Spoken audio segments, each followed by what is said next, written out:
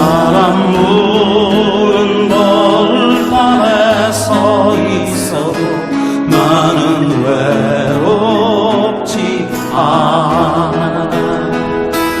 드러나 솔잎 하나 떨어지면 눈물 가르고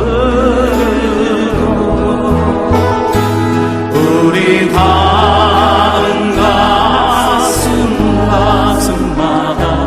햇살은 다시 떠오르네. 아, 영원히 변치 않은 우리들의 사랑은 어두운 곳에 손을 내밀어 밝혀주리라.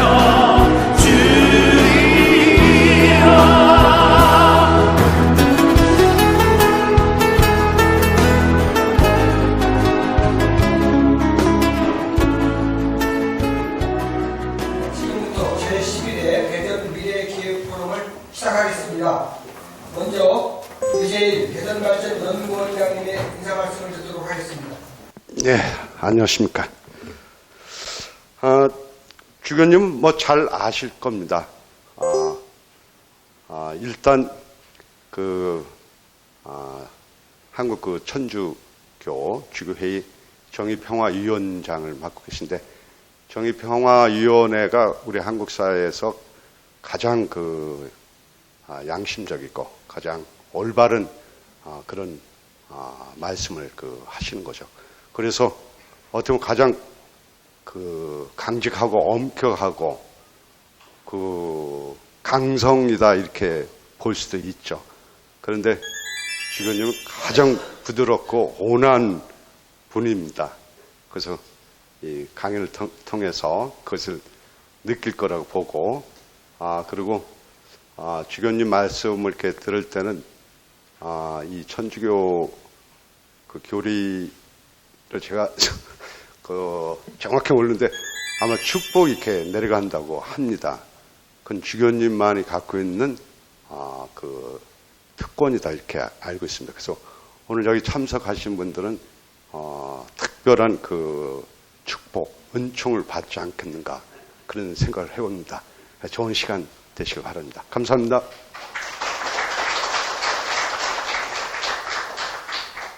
지금부터는 한국천주교 주교회의 정의평화위원장이시며 대전 교구장님이신 유흠식 주교님을 모시고 우리 시대의 정의와 평화는 무엇인가라는 주제로 강연을 듣도록 하겠습니다.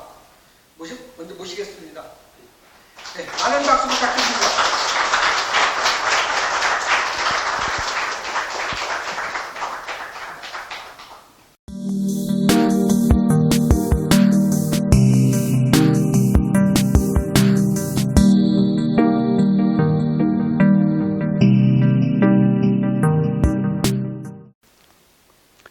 반갑습니다. 조금 전에 저를 소개해 주신 것처럼 유흥식 나자로입니다. 제가 저희 직책으로 보면은 천주교 대전 교구장입니다. 천주교 대전 교구는 지역적으로 보면 옛날 충청남도, 현재로는 대전광역시, 충청남도, 세종특별직할시가 천주교 대전교구이고 관할 구역입니다. 또 한국 천주교 주교회 안에서는 제가 정의평화위원회 위원장을 맡고 있습니다. 이 직책은 천주교회 안에서 천주교와 어떤 정치, 사회, 문화 등 모든 관계에서 어떻게 복음적인 눈으로 이런 모든 어떤 사회 현실을 보느냐는 것이죠. 그래서 이 정의평화위원회는 교황청 안에도 부서가 있습니다. 우리로 말하면 교황청 안에서 부 밑에 어떤 성으로 되어 있는데, 지금 프란체스코 교황님께서 교황청을 개편하면서 곧 성으로 부로, 그러니까 승격을 하게 됩니다. 교황청에 그 부서가 있고 각 주교의 안에는 정의평화위원회 위원장을 두도록 되어 있습니다. 또 각 교구 안에도 정의평화위원회를 두도록 되어 있으니까 정의평화위원회는 가톨릭교회 공식 기구입니다. 또 가톨릭교회 안에는 이제 많은 분들 알고 계시지만 정의구현 사제단이 있습니다. 특별히 그 70년대 그 유신 시대 때 그에 앞서서 좀 인권을 위해서 좀 나섰던 신부님들의 자발적인 모임입니다. 그렇게 표현을 한다고 하면은 정의구현 사제들은 정의를 구현하기 위한 어떤 그런 목적으로 만나는 그냥 자발적인 사설 모임인 거든 교회 공식 기구가 아닙니다. 이 요즘 정의구현 사제단 활동에 대해서는 이런저런 말씀을 하고 계시는 분들이 계시죠. 또 요 2, 3년 안에는 또 천주교회 안에도 대한민국을 수호하는 천주교 신자들이 모임에서 보통 대수천이라고 합니다. 이 대수천은 좀 표현을 빌리자면 좀 가톨릭 교회 안에서 좀 보수 쪽에 있는 분들이 어떤 활동으로 해서 때로는 정의구현 사제는 조금 뭐 진보, 이 보수에서 좀 이런저런 말씀을 드리자면 다른 사람들 보기에는 천주교가 굉장히 갈라져 싸우는 같은 어떤 그런 모습을 보이기도 하는데 분명히 이건 교회 안에 있는 현실이라는 것을 말씀드립니다. 저에게 이 대전발전연구에서 주신 주제가 바로 우리 시대의 정의와 평화는 무엇인가입니다. 물론 이걸 가제로 주셨지만 아마도 제가 정의, 평화에 관한 한국 천주교를 대표하는 자리에 있기 때문에 저를 불러주신 것으로 알고 있습니다. 정확히 천주교회가 정의, 평화에 관하여 어떤 입장인지를 정리해서 말해달라는 주문은 아니겠지만 최소한 그 입장에서 말해주기를 바라실 것이라고 알고 있습니다. 그러나 남북의 갈등, 남남의 갈등, 강대국과 약소국의 정치적 갈등이 심한 현 상황에서 대단한 신학이나 철학 혹은 딱딱한 교리보다는 가톨릭 교회가 정의와 평화를 어떻게 바라보는지 또 어떻게 실현하려고 노력하고 있는지 그런 교회의 입장은 어디서 어떻게 나타나는지를 일상의 측면에서 나누었으면 합니다.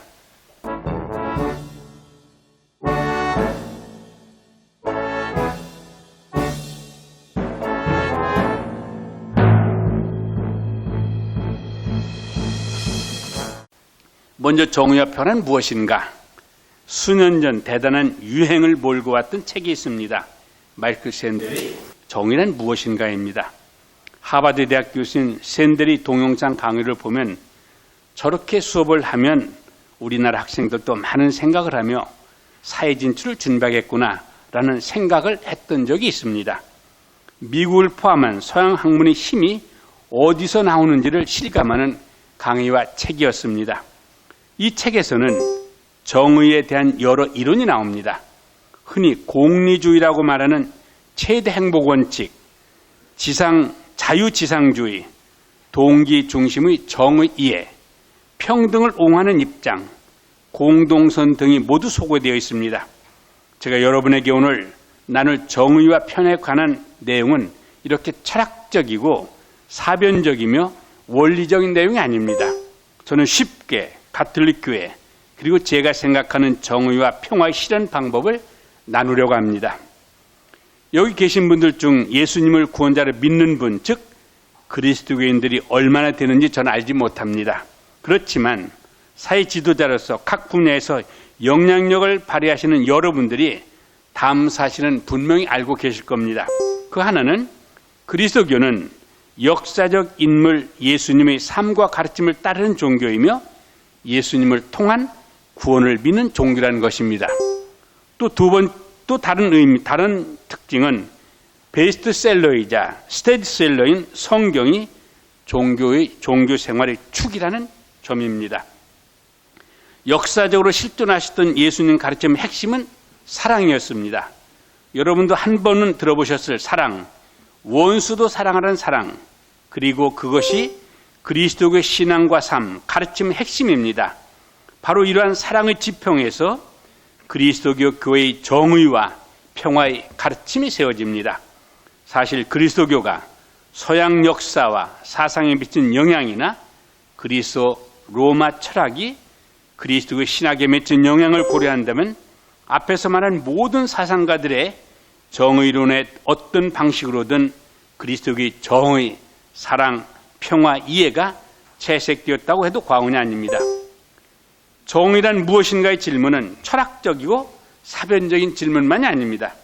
우리가 사는 일상적인 삶 안에서 매 순간의 선택에서 기준이 되는 질문입니다.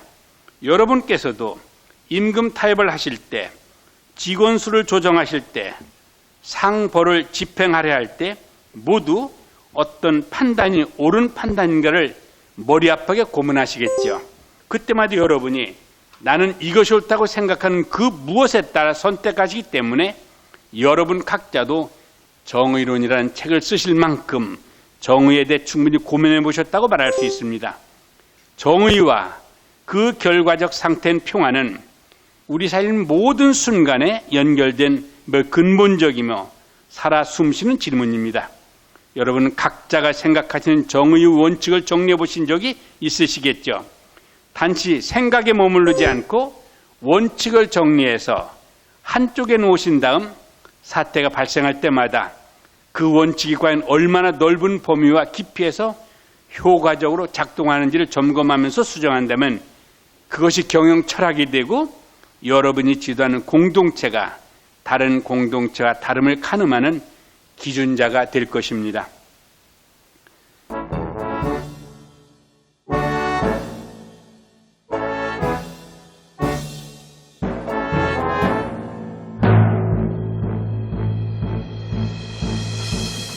그리스도 교회에 있어서 이런 가늠자는 바로 사회교리라고 부릅니다. 그리스도교 교회의 정의와 평화에 대한 입장은 사회교리에 잘 나타나 있습니다. 사회교리는 그때마다 인류와 교회가 직면하는 사회 문제에 대해서 가톨릭 교회가 복음의 관점으로 이 문제를 조명하고 어떻게 정의와 평화가 실현되도록 움직여야 할지를 말해주기 때문입니다. 가톨릭 교회에서 사례교리라는 형태로 발표된 최초의 문헌은 1891년에 발표된 새로운 사태라는 그 문헌입니다. 산업혁명과 자본주의 확장이 맞불리면서 극심한 경제적인 불평등 문제가 곳곳에서 드러났습니다. 다른 한편에서는 공산주의와 사회주의에 근거한 국가가 출현하는 데 반포된 문헌입니다. 혹시 영화나 소설로 올리버 트위스트를 접하신 분이라면 런던 뒷골목을 방황하는 어린아이들, 하루 18시간씩 매를 맞아가며 일하고 겨우 먹을 것만 받을 수 있었던 어린 아이들을 기억하실 것입니다. 그렇게 열악한 상황에서 힘든 상황에 놓인 약자를 대변하여 교회가 그리스도의 신앙과 복음의 시각에서 사회를 향해 정의와 평화의 실현을 위한 시각전환을 호소한 것이 바로 새로운 사태입니다. 그러니까 새로 들어있는 새로운 사태에 대해서 복음적인 시각으로 정의와 평화를 함께 누리게 위한 그런 가르침이죠. 이처럼 분명하고 심각한 사태를 맞을 때마다 교회는 사회교리를 반포했지만 그 안에는 일관된 하나의 원칙이 있습니다. 그리스도의 신앙이 하느님의 모상으로 창조하신 인간을 고백하고 그에 따라 모든 인간이 존엄하다고 믿는 한에서 교회는 모든 인간이 지닌 양도할 수 없는 권리를 보호하기 위해 사회와 교리를 선포하기 때문입니다. 한마디로 표현하면은 인간 존중을 실현하는 것이 바로 사회교리입니다. 갑자기 신앙 이야기가 나오니까 경직되시는 분도 있는 것 같으시지만 하나 재밌는 얘기를 말씀드리겠습니다. 한 번쯤은 들어보셨을 만한 표현, 하느님의 모성으로 지어졌다는 말이 무슨 뜻인지 모두 아십니까? 처음 들었을 때 저는 참 재밌게 들렸는데 여러분 어떠시 모르겠습니다. 하느님의 모상이라는 것은 하느님을 본떠서 만들어졌다는 이야기인데 이 이야기가 만들어질 당시 사회에 흔히 있던 신상 주물에 재료를 부어 만들었던 관습과 관련이 있습니다. 그런 신의 모습을 만든 그런 본에다가 그 주물을 부어서 만든 거예요. 그러니까 하느님이라는 신의 형상을 만들어내는 틀에 인간의 재료를 부어 만들었다는 것입니다. 좀 더 놀라운 이야기를 말씀드리자면 구약 성경에 있는 창조 이야기는 당대 이웃 종교들의 창조 설화에도 매우 유사하게 나타납니다. 원문을 대조해보면 매우 놀라울 만큼 유사한데요. 이집트의 경우에도 인간을 신들이 만들어냅니다. 어느 날 신이 자신을 위해 이러한 존재를 만들어야겠다고 결심한 후 인간을 만들죠. 그런데 비슷한 설화를 가지지만 그리스도교는 하느님께서 하느님을 닮은 인간을 만들었다고 말합니다. 그래서 그리스도교는 인간의 존엄성에 관한 한 하느님의 존엄성과 불가분의 관계를 지니게 됩니다. 그렇기 때문에 이 하느님의 모상을 닮은 인간을 위해서 하는 그 인간을 위해서 정의와 평화 모든 게 이루어진다고 보는 것이죠. 이것을 다른 말로 좀 표현해 본다고 그러면 자녀들에게 넌 실수로 태어난 애기다 하고 말하는 것과 너는 정말 오랫동안 기다리고 기쁜 마음으로 낳은 아이야 라고 말하는데 엄청난 차이가 있습니다. 그래서 그리스도교가 사람을 뭐라고 그러냐, 너는 오랫동안 기다리고 하느님의 모습을 닮은 얼마나 소중한 존재인 줄 아느냐, 여기에 기반을 두고 나가고 있습니다. 제가 그 정의평화위원회 위원장으로서 그 사형제도 폐지를 하는데 앞장서고 있습니다.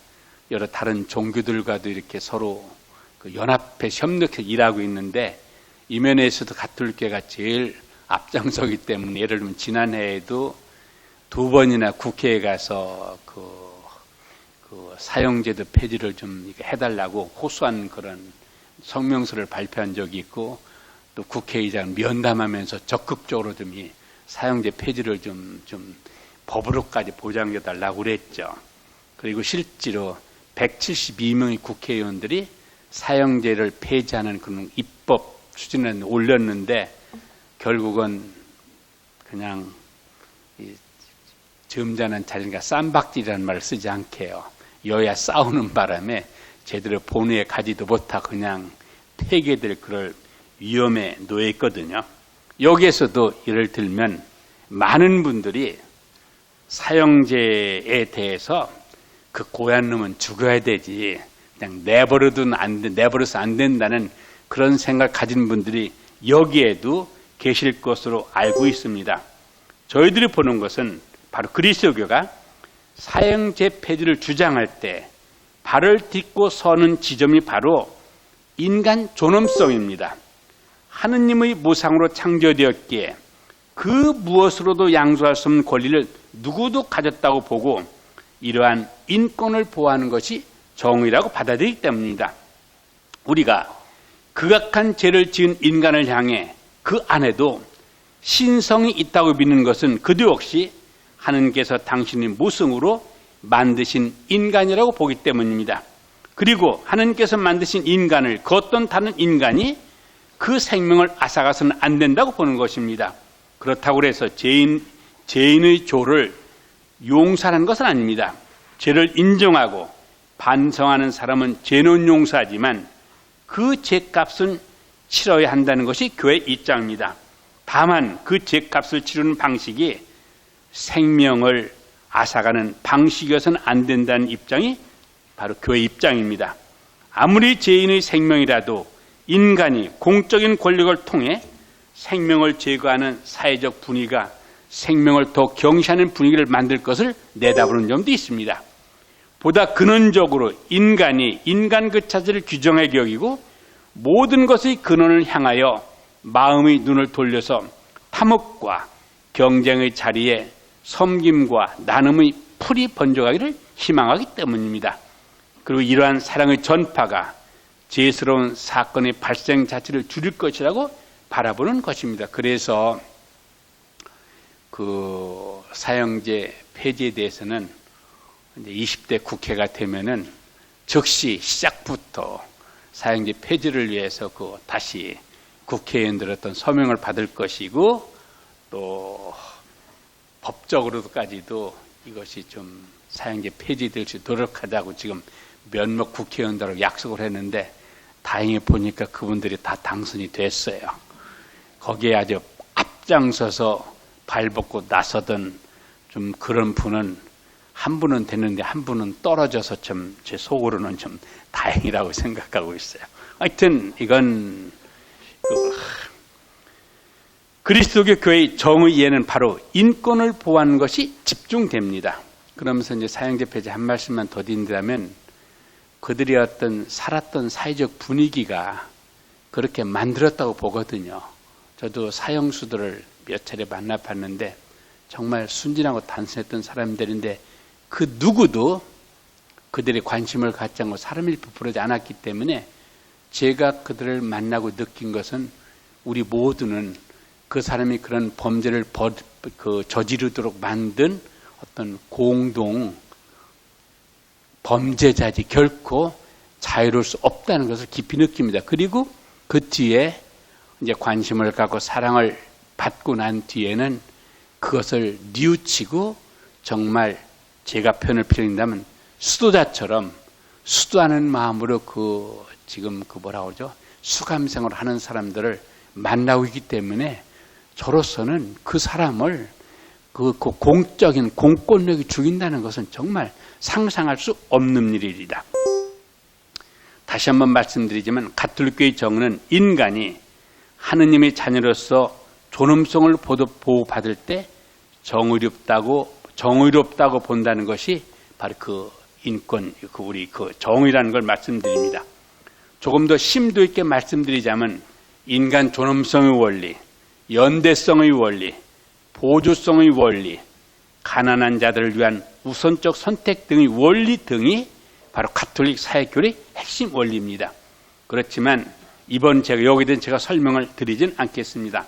다만 대한민국 경제, 정치 분야에서 큰 영향력을 행사하시기에 가톨릭 교회가 경제 분야의 정의를 접근하는 시각을 또 간단히 설명을 했으면 좋겠습니다.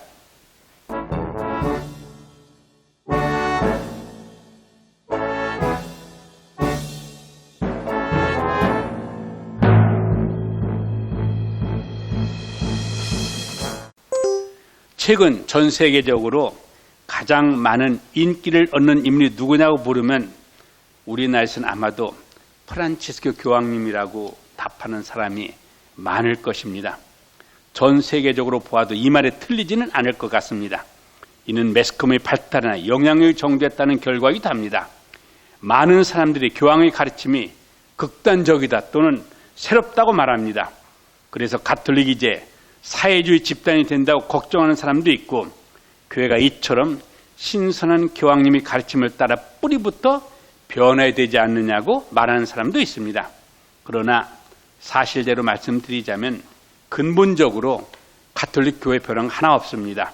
교회는 분명한 신학적 기틀 위에서 움직이고 교황님도 그 위에서 움직이시기 때문입니다. 이전까지 모든 사회교리나 교황님들의 가르침도 프란치스코 교황님의 행보나 말씀과 다르지 않았습니다. 다만 그분의 표현 방식이나 강조점 등이 언제 어떤 환경에서 노출되고 강조되는 것에 따라 그렇게 본일 뿐입니다. 그러니까 어떤 교황님께서 이것을 이 시대에 맞춰서 당신이 이렇게 어떤 당신의 모습으로 보여주시고 해석을 하기 때문에 그렇지 그 근본의 상황이 똑같다는 걸 보여줍니다. 그래서 제가 여기에 오다가 근래에 그 교황님의 책이 한국에 많이 번역되고 있는데 교황님께서 이태리 유명한 기자와 인터뷰한 책이 저도 아주 이태리 말 된 걸 그 전에 보고 참 좋아했는데 우리말로 번역된 걸 봤습니다. 그 책 이름이 이놈의 경제가 사람 잡네. 조금 좀 교황님 책하고는 좀 타이틀이 그러긴 하지만 또 재밌기도 하죠. 보니까 좀 괜찮아서 여기 오시는 분들에게 한물 한 권씩 그냥 제 작은 선물로 드리기 위해서 이 앞에 놔놨으니까 한 권씩 그냥 가져가시면 됩니다. 가톨릭 교회는 체제의 변화만을 통해 세상이 바뀐다고 바라보지 않았습니다. 사회와 역사를 구성하는 개개인의 생각과 가치 전망 그리고 삶의 방식이 함께 되어 함께 변화되어야 한다고 말합니다. 물론 체제적인 관점에서 이미 기득권을 가진 이들에게 더욱 많은 이익을 가져다주는 체제에 대한 비판은 강력하게 개진합니다. 여러분들도 우리 사회의 그런 점을 인정하실 것입니다. 자신에게 불리한지 유리한지에 따라 입장을 달리하겠지만 분명 기득권을 가진 이들에게 유리한 사회구조라는 점은 인정하실 것입니다. 가톨릭교회는 사회 각층에서 구체적인 삶을 살아가는 사람들이 자신의 자리에서 변화되기를 촉구합니다.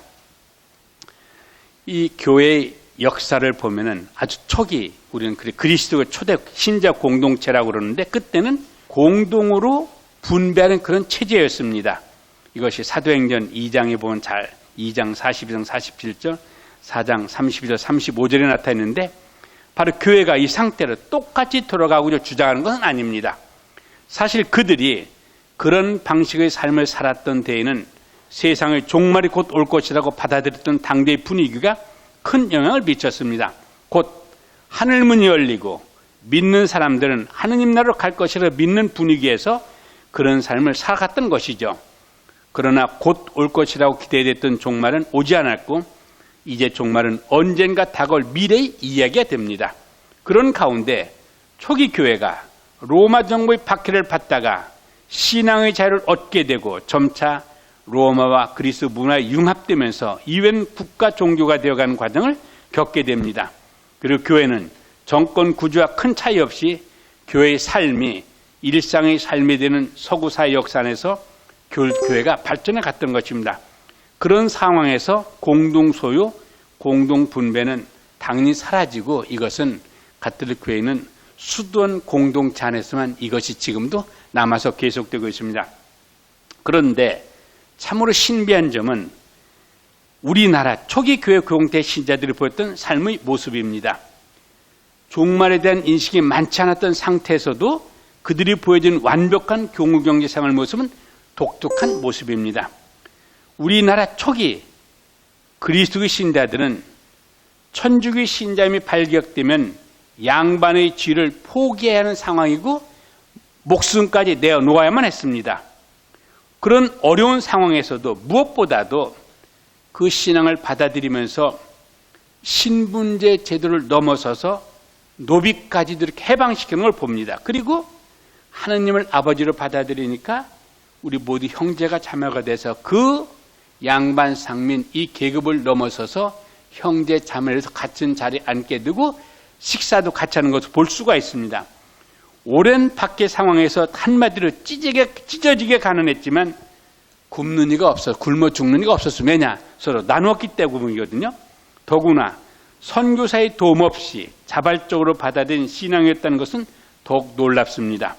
어느 선교사의 가르침이나 지시 없이 그들 스스로 하느님의 사랑을 증거하고 정의를 실현할 인간 존엄성을 인정하고 실현하였던 참으로 정의롭고 평화로웠던 그런 공동체의 모습을 이미 우리나라에서 초기 교회 모습에서 보여줬습니다. 가톨릭 교회가 현대사에 있어서도 희망하고 기대하는 바는 바로 이런 모습입니다. 개개인이 자신의 삶을 자리에서 사랑을 실천하고 인간 존엄성을 증진시키는 삶을 살아가는 것이 바로 정의를 실현하고 그에 따른 진정한 평화를 이룩하는 일입니다.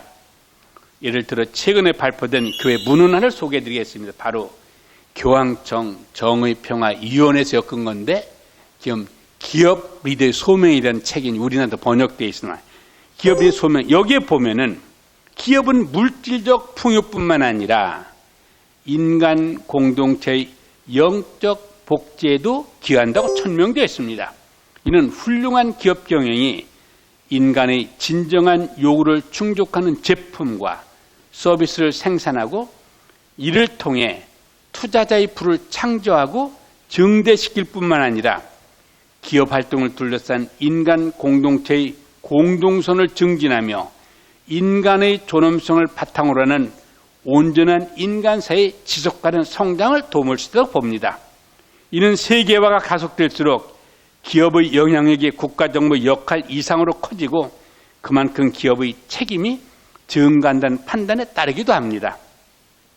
이런 이해를 바탕으로 교회는 기업 경영 리더들이 자신의 영적인 삶과 직업적인 삶이 양립할 수 없다는 그릇된 믿음을 극복하고 자신의 자리에서 복음의 바탕을 두고 사회 문제의 진정한 해법을 찾기 위한 지혜를 연마할 수 있기를 기대하는 것입니다. 구체적으로 교회는 기업 리더들에게 소비자들이 진정한 충족시키는 선한 제품을 생산하고 선한 부를 창출하며 가난한 이들과의 연대를 고려한 경영 원칙을 고려하라고 독려합니다. 또한 교회는 기업 조직을 기계가 아닌 생명과 영혼을 지닌 인간 공동체로 인식할 것을 촉구합니다. 이게 굉장히 조금 좀 조심스러운데 한 가지 바로 말씀드린 이 기업 리더, 기업과 그 소비자의 관계에 있을 적에 대전에 지금 제 으뜸가는 자랑인 성심당이 있죠. 금년에 60전을 맞았는데 정말 여기서 보면 그 창업주, 선조 그분도 개인적으로 잘 알았고 지금 이제 2대 학원 하는 거 알고 있고 3대로 와서 이어주기 위해서 지금 경영 똑같이 일하면서 받고 있는 그 3대를 제가 다 알고 있는데 시작부터 가난한 이들을 위한 빵이었었고 그들과 나누고 있거든요. 지금도 거기 경영 원칙이라고 그러면 일정한 액수, 그렇지만 그 기업이 유지되는 액수가 정해지면은 그 이상이 나오잖아요. 그럼 보통으로 한 3등분을 합니다. 3분의 1은 기업이 계속돼야 되니까 투자를 하고 3분의 1은 사람을 새롭게 만들고 가난한 이들에 씁니다. 3분의 1은 거기 하는 모든 노동자들하고 같이 그것을 나누거든요. 거기에는 아르바이트 하는 사람도 똑같이 거기에서 그 잉여에 대한 나눌전 똑같이 참여하게 되니까 거기 있는 사람들이 바로 이것이 내 것이라고 쓰고 있고 결코 어음으로 그 물건 되는 사람 끊어주는 일이 없고 그리고 어떤 그런 신뢰 바탕이니까 자꾸 번성해 나가고 하는 그런 모습을 볼 수 있거든요. 거기 있는 사람들이 이건 내 회사, 내 가정처럼 느끼는 그런 모습을 볼 수가 있습니다.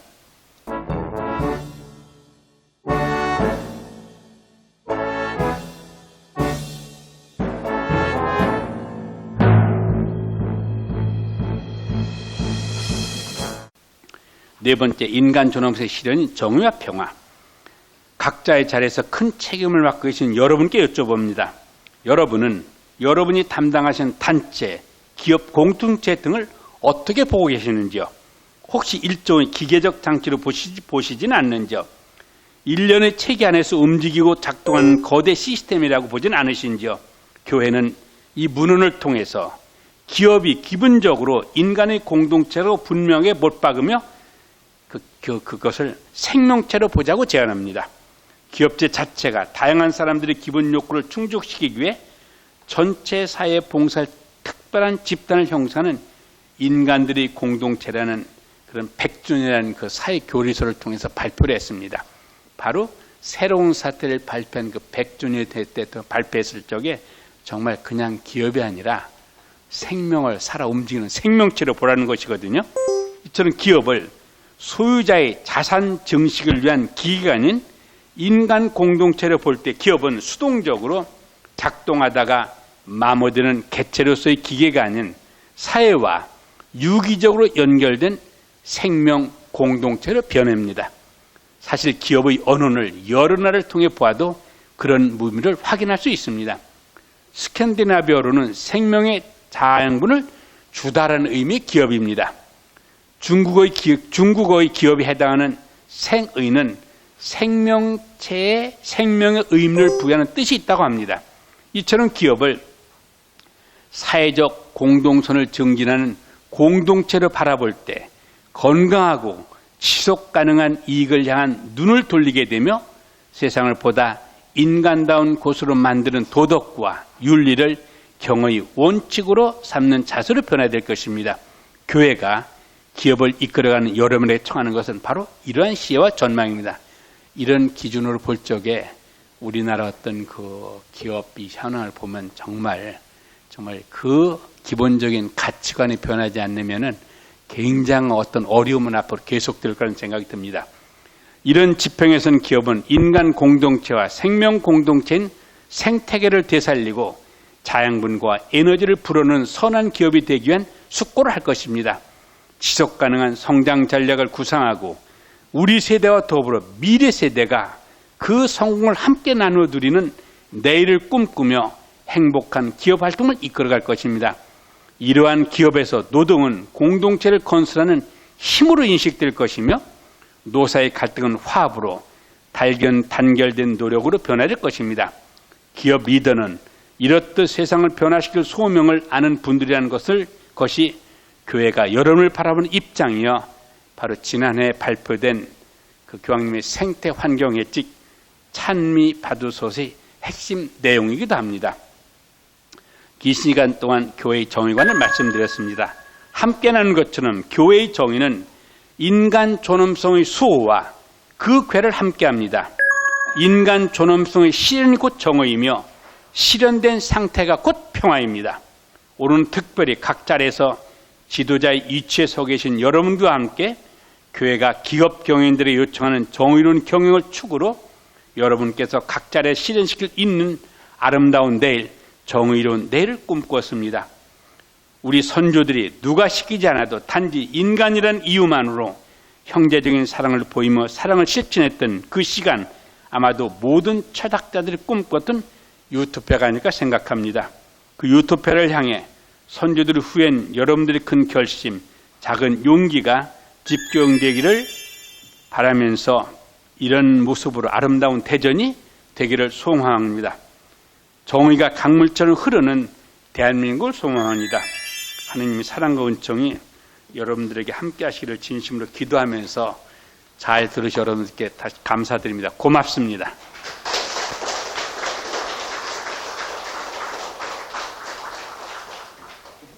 예, 고맙습니다.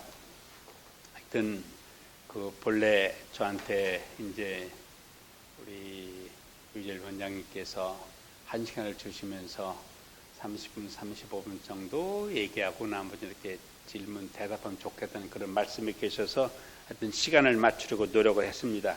그러면서 제가 한 가지 조금 광고라고 할까 소개 말씀을 드리면은 루이지노 브룬이라는 이태리의 미래학자라고 그러면 좀 더 맞을 것 같아. 하여튼 좀 석학입니다. 교수도 하시고 전 세계를 다니시면서 이렇게 활동을 하고 계시는 분이신데 그분이 5월 달에 한국에 오십니다. 우리나라 국회의원 어떤 그 단체 17년 정치운동 모임 그 초청으로 오시는데 제가 루이지노 브루니 교수를 제 개인적으로 또 잘 압니다. 근데 그분이 바로 교황님께서 이런 어떻게 세상과 교회의 관계를 보는 사회칙을 발표하실 때 뒤에서 굉장히 많은 자료도 드리고 좀 이렇게 좀 그런 분 중에 한 분이시거든요. 그래서 2006년에 발표됐던 진리 안의 사랑이라는 것도 굉장히 베네딕토 16세 교황님의 해칙이 있는데 2006년 8년이고 제가 연도가 조금 잘못된 것 같아요. 그때도 굉장히 많은 자료를 주셔서 그래서 세상이 좀 더불어서 함께 살기 위해서는 정말 우리 사회는 형제가 있어야 되고 그렇잖아요.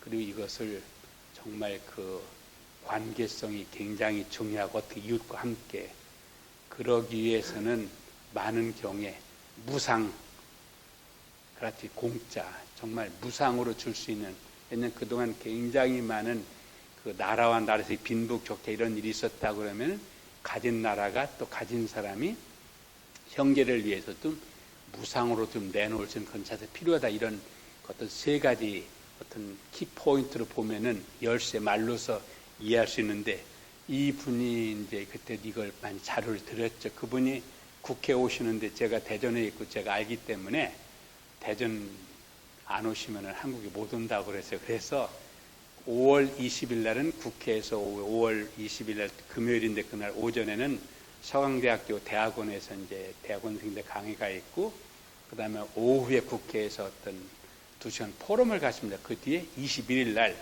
토요일 오후 3시에 충남대학교 정신마홀 옆에 있는 대덕굴에서 똑같은 그런 뭐 여기 제목이 뜻이 뭐라 그러지 여기 가만히 있어봐요.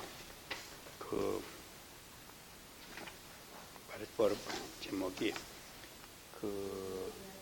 맞아, 모두를 위한 새로운 경제 모델에서 이분이 강의를 하시거든요. 그래서 여기 계신 분들 그 중심으로 한 130석 자리가 있고 뒤에다 한 50석 된다고 그러는데, 그래서 인원 여러 개 준비를 위해서 여러분들에게 이 초청장을 아까 말씀드렸듯이 이놈의 경제 사람 잡는 안에 초청장도 하나씩 되어 있고 그 안에는 엽서가 들어 있습니다. 그래서 참석하실 분은 엽서를 보내주시면은 이렇게 준비하는 데도 굉장히 도움이 될 것 같고, 제가 지금 말한 이런 것들이 조금 더 경제적인 부분에서 이렇게 해결된 어떤 새로운 경제 모델처럼 더불어서 모델이기 때문에 여러분 굉장히 유익하시니까 되지 않을까 생각해서 그 초청하는 말씀을 제가 드렸습니다. 다시 한번 감사드리고, 아까 시작할 때 우리 원장님께서 말씀하셨지만 저 개인적으로 정의평 위원장이기 때문에 뭐 국정교과서 낼 적에도 정의평화 가톨릭교 입장으로서 한마디 했어야 됐고, 위안부 때도 위안부 할머니들도 가서 뵀지만 또 입장을 또 얘기했었고, 이번 선거 때도 한국 천주교 신자들과 좋은 뜻을 가진 사람을 위해서 정말 선거 잘하자고 기도하면서 하자고 이제 그 담화문도 냈었거든요. 그랬는데 저 개인적으로 정의평화 위원장을 맡고 있고 너무 복잡하니까 이번 선거 때처럼 마음 졸이면서 정말 기도한 적이 없었거든요. 그런데 그 선거 끝난 뒤에는 그냥 잔치처럼 어떤 분위기를 느낍니다. 물론 사람에 따라 다르겠지만 이제 국민들의 뜻이 나타났으니까 정말 지금 보면은 서로 대화하고 타협하고 소통해야만 되지, 그렇지 않으면 안 된다는 것이 국민들의 뜻이니까 그렇게 좀 나라가 좀 이끌어져 가면 좋겠다는 생각이 들고, 그런 면에서는 우리 모두 다 정말 서로 협력하고 같이 연대성을 가진 그런 생각이 듭니다. 다시 한번 한 분 한 분 감사드리고 고맙습니다.